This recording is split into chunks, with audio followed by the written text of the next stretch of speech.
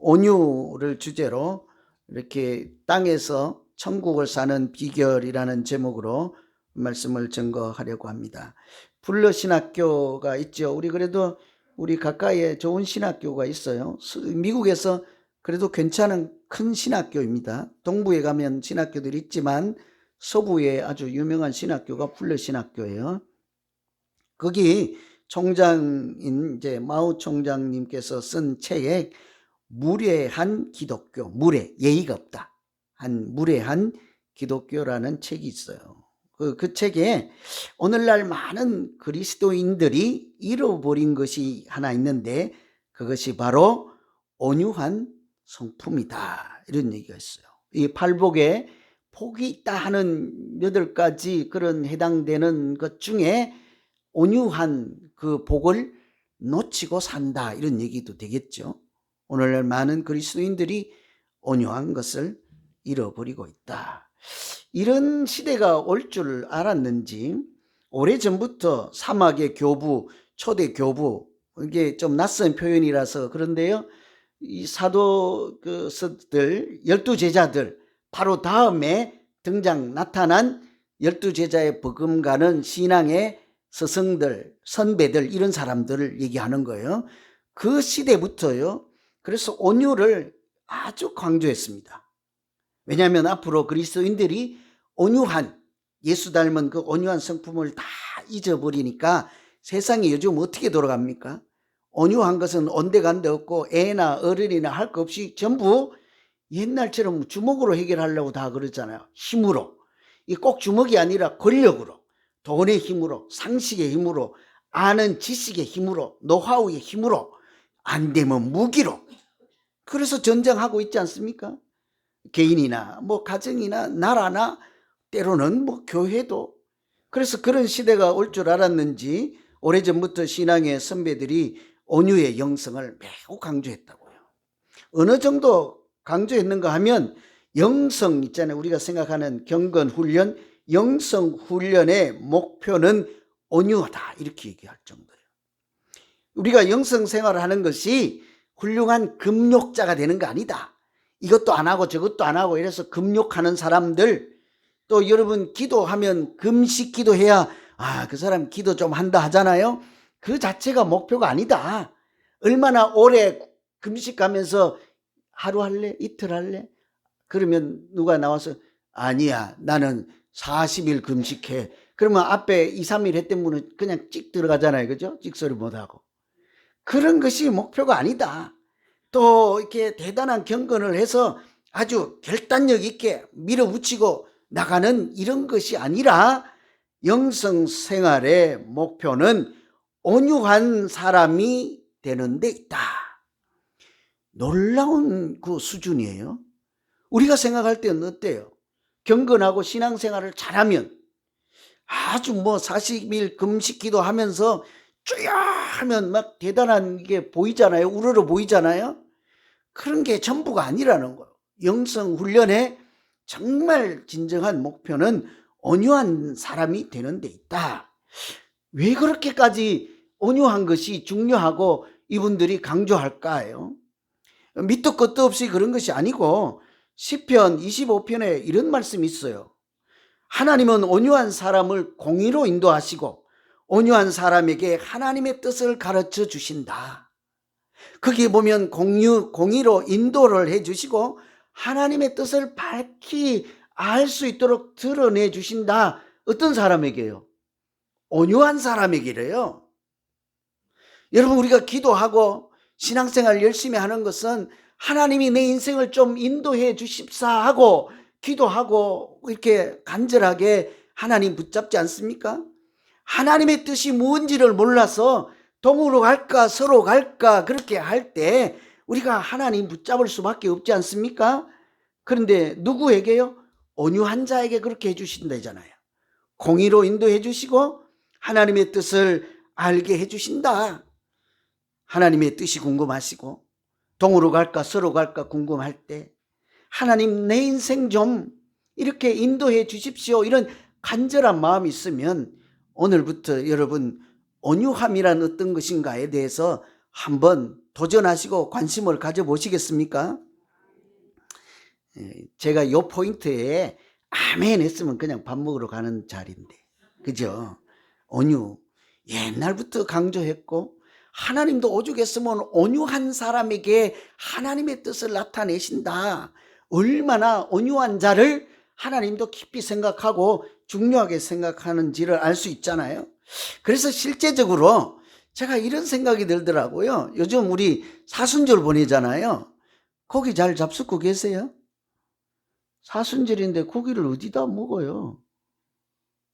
아니야, 나는 지금 80이고 85세인데 단백질을 먹어야지 90 채울 거 아니야. 저 권사님은 100세라도 저렇게 달리기도 잘하는데 사순절이도 주님 나 고기 좀 먹게 해주세요. 어떻게 해야 됩니까?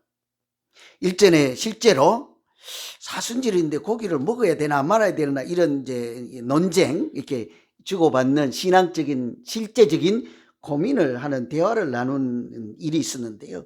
제가 어제 이 말씀을 이렇게 묵상하면서 영성 훈련의 본질적인 목표가 온유한 자가 되는 것이다 하니까요, 이런 생각이 들더라고요.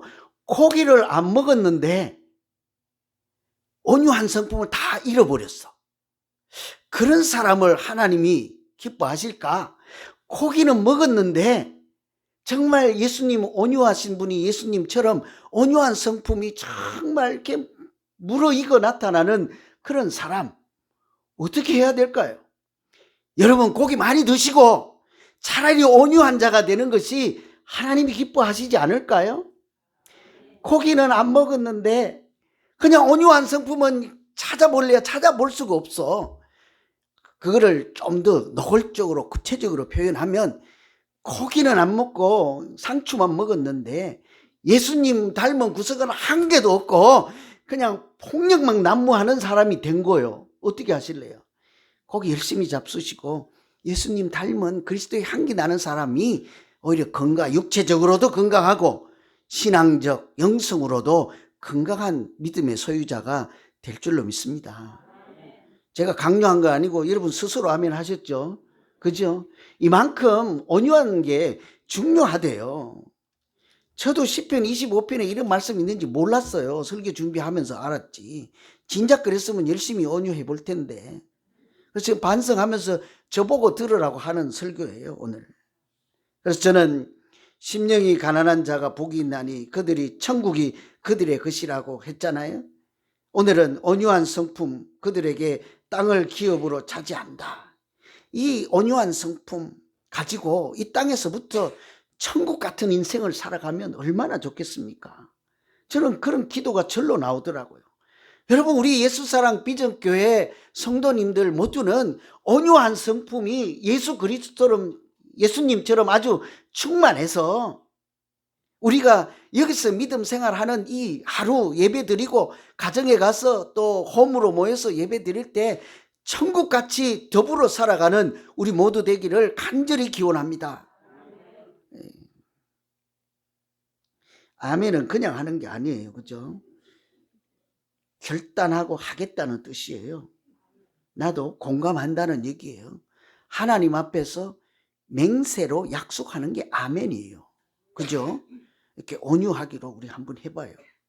그렇게 하려면요, 뭐가 온유인지를 좀 알아야 되지 않겠습니까? 제가 그냥 알기 쉽게, 우리가 그냥 단순하게 알아듣게, 그냥 온유는 순종이다 이렇게 말할 수 있습니다. 그래서 중간에 훈련이 들어가는 거예요. 원래는 난폭하고 무력이 난무하고 이렇게 좀 이렇게 불쑥불쑥 나가는데 훈련이 되어져서 순종하는 것을 온유라고 한다는 것이죠. 그래서 온유는 훈련된 순종이다 말할 수 있는 것입니다. 훈련을 통해서 하나님의 뜻과 하나님 말씀을 잘 따라가는 모습을 온유라고 해요. 어떤 경우에도. 그래서 내 방식이나 내 가치관이나 뜻대로 내 힘이나 이런 것을 다 내려놓고 어떤 경우에도 하나님 방식을 따라가는 거예요. 하나님의 뜻을 따라 순종할 때 그것을 온유라고 하는 거예요. 우리는 온유 그러면 그냥 나긋나긋하고 이렇게 부드럽고 이런 거 있잖아요. 그런 걸 얘기하지 않는다는 거지. 막 화를 낼만 하고 주먹이 막 튀어나가려고도 하는데 하나님의 말씀이 먼저라서 하나님이 그렇게 하면 안 된다고 해서 내 주먹을 내려놓고 주여 어찌하오리까 이렇게 기도 먼저 하는 것을 온유라고 한다는 말씀이에요. 이제 아멘 안 하실 거죠? 주먹부터 써야 되는데. 그래서 성경학자인 매튜 헨리라고 하는 주석가가 있는데요. 그분이 이런 말씀을 깊이 묵상하고 온유를 이렇게 설명을 했어요. 온유한 사람은 하나님 앞에서 그의 말씀과 그의 징계에 대해서 복종하는 사람이다. 잘 들어봐요. 하나님 말씀을 순종하는 사람이다가 아멘이 돼요. 하나님이 책망하는 것에도 순종하는 사람이다. 혼날까봐 권사님 혼자 아멘 했어요. 앞에 것만 하면 되는데, 그죠? 뒤에 건 잘 안 돼요. 하나님이 꾸지람을 하고 하나님이 그래서는 안 된다 할 때 그런 말씀에도 이게 아멘이 될까? 그것이 이제 온유라고 하는 거예요. 그래서 하나님의 길을 따르고 하나님의 계획에 동의하는 사람이 온유한 사람이라는 거예요.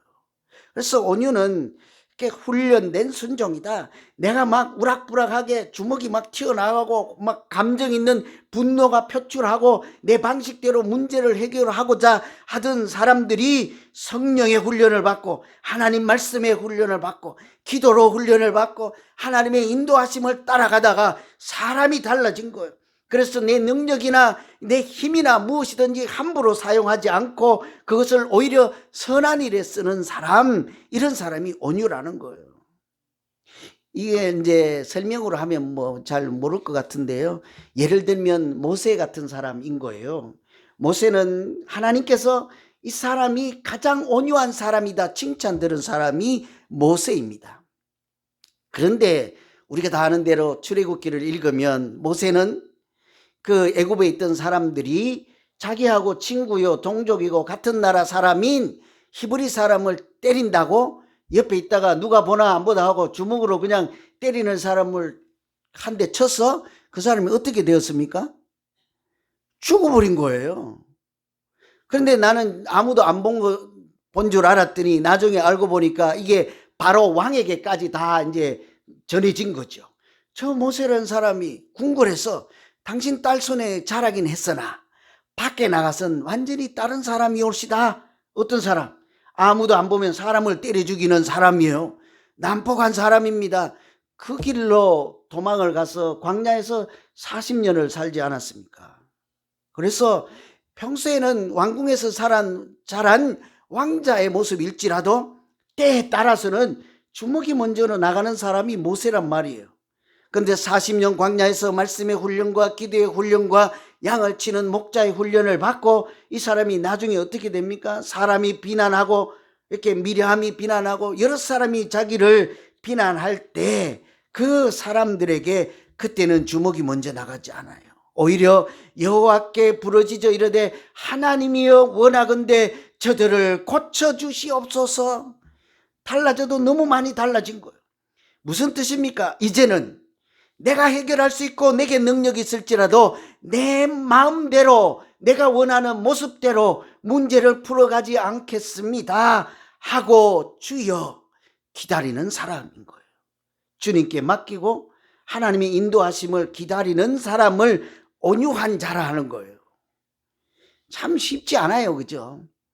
예수 믿고 교회 다녀도 내가 해결하고 내가 다 해치우고 내 방식대로 풀어가면 얼마나 속이 시원해요. 유능한 사람처럼 보이고 얼마나 좋아요.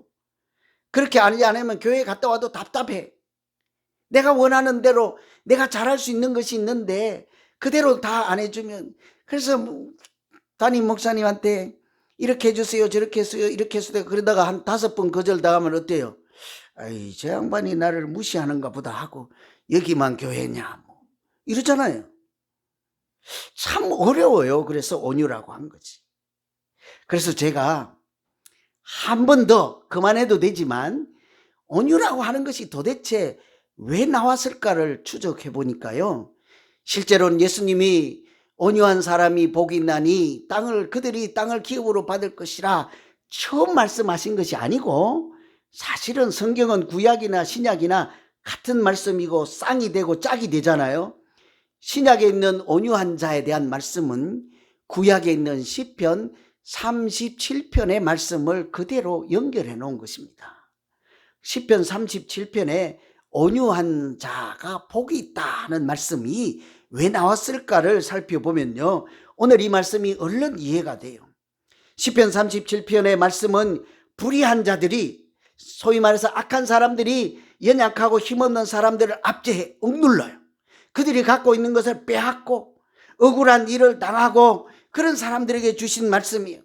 그들이 원망이 나오고 분노가 치밀고 나도 주먹으로 해결해 볼까, 당한 것을 그냥 칼로 갚아 볼까, 이렇게 하는 사람들에게 노를 품지 하고 잠잠히 하나님의 주권을 기다리는 사람들, 그런 사람들에게 주신 말씀이요. 그 사람들이 땅을 차지한다, 함부로 해결하지 않고 하나님이 어떻게 해결하실 것을 기다릴 줄 아는 사람. 그래서 37편에요 7절에 가면 이렇게 말씀합니다.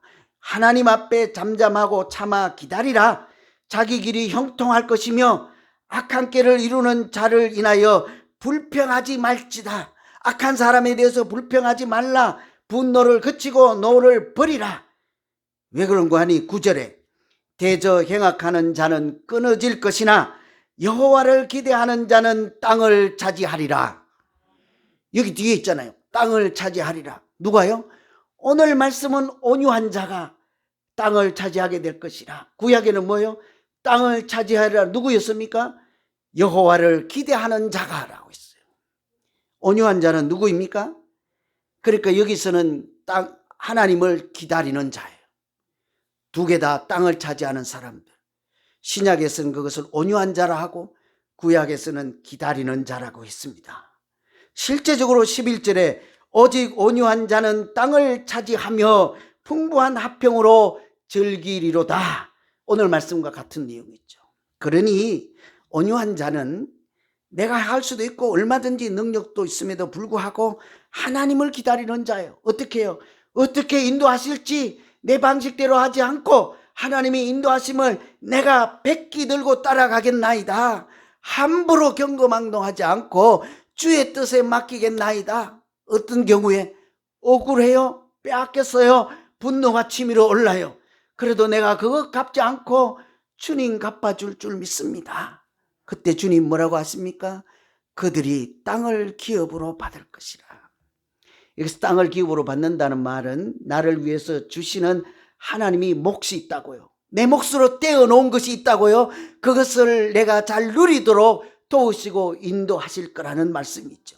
저는 우리 모두가 그래서 내가 분노가 치밀고 좀 억울히 당하고 내가 좀 이럴 때 있잖아요. 말할 수 없는 그런 경우가 있지 않습니까?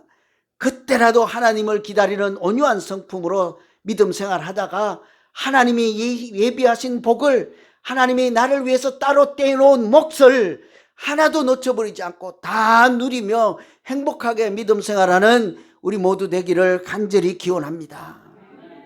이제 기다리셔야 돼요. 아멘 했으니까요. 내 마음대로 하지 않겠다는 거잖아요. 두 번째 온유는요, 겸손으로 표현된 사랑이다. 온유는 겸손이다 할 수 있고요, 온유는 사랑이다 할 수 있는 거예요.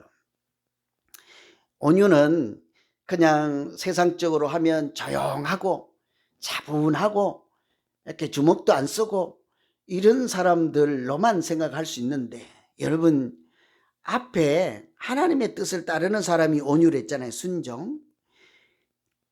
법이 없어도 사는 사람들, 하나님이 없어도 세상에 교통법규 법이 없어도 되는 그런 사람들요, 굉장히 차분하고 온유하잖아요. 근데 그런 것을 성경은 온유하다라고 하지 않아요. 여러분, 그런 사람들 중에도 하나님은 없다고 사는 사람들이 얼마나 많습니까? 스스로 그렇게 얘기를 해요. 저도 간혹 그런 사람들 많이 만나요. 나 법 없어도 돼. 교회 안 가도 돼. 나는 하나님께 책망받을 일 없어. 죄를 짓는 일이 없고 나를 봐라. 천사 같지 않느냐. 교회 다닐 필요도 없지. 교회 다니는 사람들은 나보다 더 뿔도 많이 달려있고 주먹도 나보다 더 크고 입도 나보다 더 발달돼 있어가지고 얼마나 총알인지 몰라. 그래서 조용하기만 한 사람을 온유한 자라 하지 않아요. 그 하나님의 뜻에 순종하는 자가 오히려 주먹이 클지라도 온유한 자를 하는 거예요. 그걸 안 쓰기 때문이에요. 두 번째는 그게 사랑이라는 거예요. 온유가. 조용하다고 온유한 사람이 아니에요. 실제로 사랑을 베푸는 사람이 온유다는 거예요. 겸손한 마음으로. 왜 그런 거 아니에요? 화를 낼 만한 상황이나 억울한 상황에도 자신을 낮출 수 있는 힘이 있는 거예요. 억울할 때 참으실래요? 봐요, 안 하잖아요. 좀 당하면 화를 안 내실래요? 안 되잖아요. 어디 그 어림도 없지. 내가 교회 다니면 교회 다니지, 그냥 교회를 확 뒤집어 놓고 내가 다른 교회 갈 거야. 그럼 또 거기 가서 뒤집어 놓고. 이 온유가 아니에요. 이 오늘 성품은 참 어려운 성품이에요. 그래서 그 총장이 오늘날 그리스도인들이 애통하면서 살고 심령이 가난한 자로도 사는데 뭘로는 못 살아요. 온유하게는 못 살아요. 전부 자기가 살아있고 자기 뜻대로 해야 되니까 온유는 안 된단 말이에요. 온유를 하려면요, 사랑이라는 것 잘 한번 생각해야 되는데요. 그냥은 다 사랑하고요, 그냥은 다 천사 같아요. 예배 드릴 때 여기 천사 안 같은 분 어디 있습니까? 이제 식사하러 가서요, 숟가락 한번 뺏어 보세요. 숟가락. 아니면 그 앞에 있는 맛있는 거 반찬 있죠, 내 앞으로 당겨 넣어보세요. 난리 나요. 큰일 나요. 그럼 뭐 대부분 일어나서 너만 입이냐고 대부분 할 거예요. 그럴 때 온유가 이제 역사하는 거예요. 평정심을 잃을 만할 때, 분노가 나올 때, 화가 치밀어 오를 때일지라도 사랑하기 때문에 내 자신을 낮추고 겸손할 수 있는 태도, 그것뿐만이 아니고 그래서 오히려 거꾸로 그 사람에게 더 친절하게 대해주는 것, 이것을 온유라고 하는 거죠. 어려워요. 나도 못해요. 못하겠어요. 참 어려워요. 고린도전서 13장을 우리가 사랑장이라고 하잖아요. 사랑을 뭐라고요? 사랑은, 이제 1절은 여러분이 아세요. 나 운 띄울게. 사랑은 뭐 온유야. 1번이 뭐예요? 1번. 사랑은, 그러니까 오래 참는 거예요. 참지 않는 사람은 사랑할 리가 없어. 참지 않는 사람은, 그러니까 누가 때리거나 분노를 일으켜도 참아야 사랑이 이제 2단계로 발전하는데, 우리는 참지 못하게 1번에서 실패할 가능성이 많아요. 2번은 뭡니까? 사랑은 오래 참고, 그 두 번째가 온유예요. 굉장히 사랑의 아주 기초예요. 뿌리예요. 오래 참고 온유예요. 그런데 이것을 성경으로 보면, 영어로 보면 뭐라는지 아세요? 사랑은이니까 love is, 오래 참고는 patient이에요. love is patient, 오래 참고. 그 다음에 온유는 뭐라고 했을까요? love is kind라고 했다. 중학교 1학년 때 나오는 단어니까 알 거 아니에요. kind, 친절한.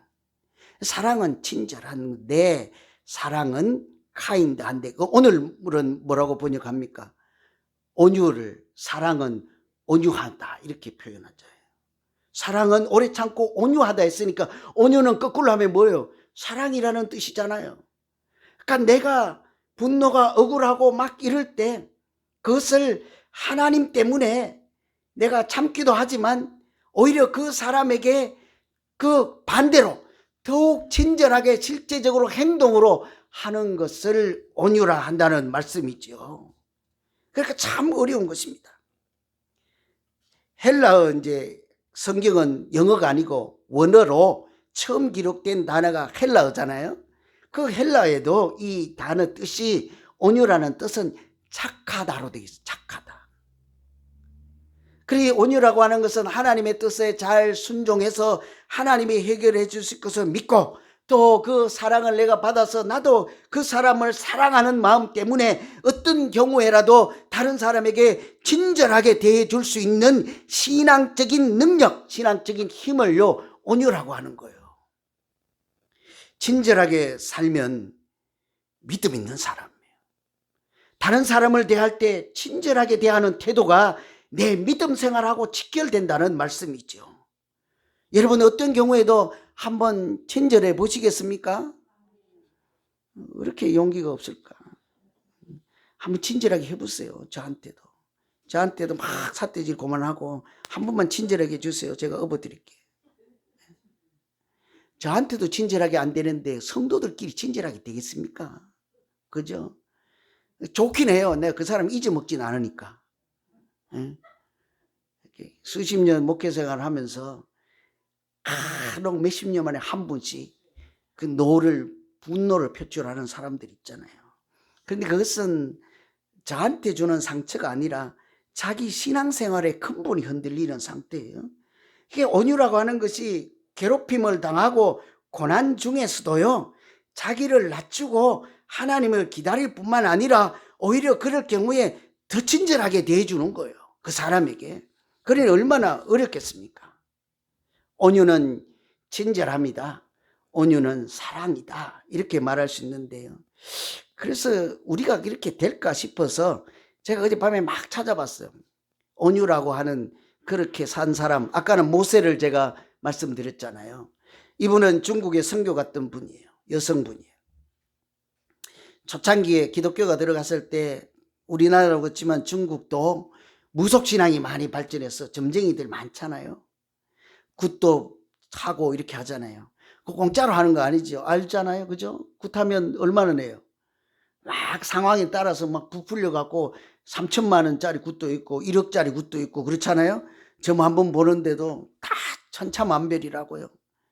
그래서 이분이 가서 그들에게 복음을 전하고 그렇게 미신을 믿고 무당을 따르고 이렇게 구설하고 이런 것은 이렇게 하나님 앞에도 죄가 된다 이렇게 가르치고 그 사람들이 복음을 영접하고 하나님을 알게 되니까 점집에 더 안 가는 거예요. 점쟁이들이 큰일 난 거예요. 생계수단이 떨어진 거지 않습니까? 가만둘 리가 없죠.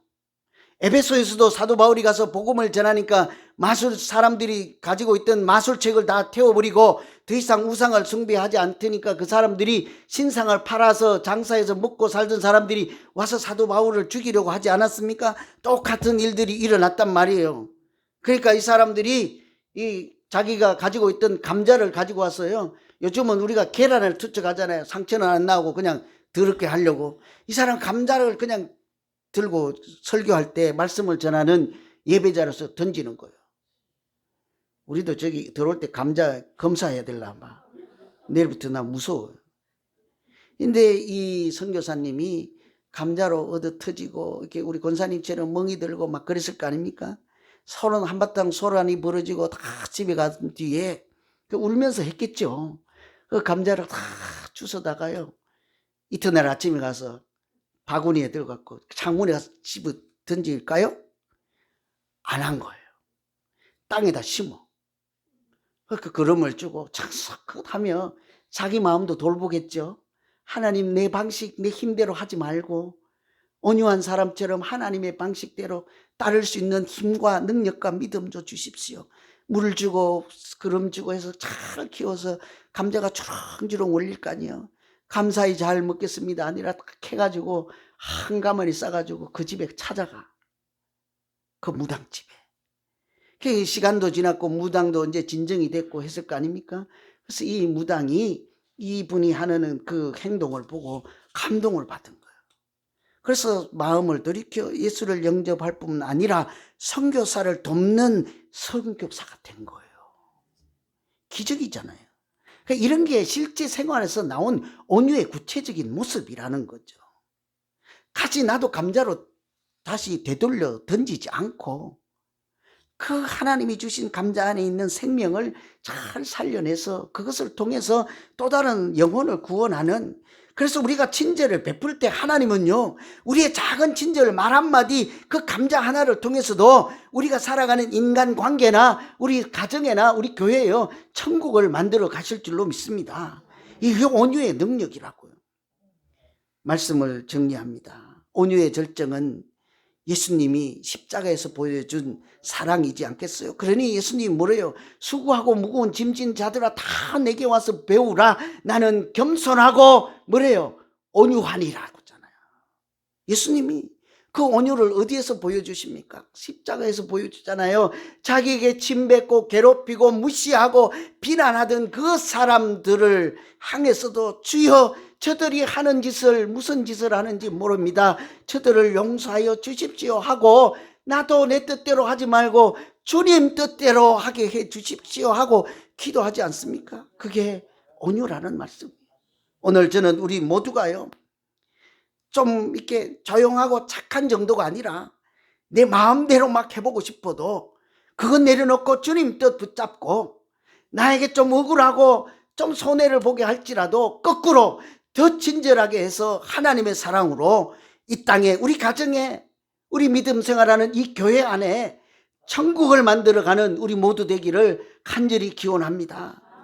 우리가 안 될지라도 하나님이 온유한 우리의 성품을 통해서 우리로 하여금 하나님이 약속한 것을 누리게 할 뿐만 아니라 천국을 만들어 가실 줄로 믿습니다. 기도하겠습니다.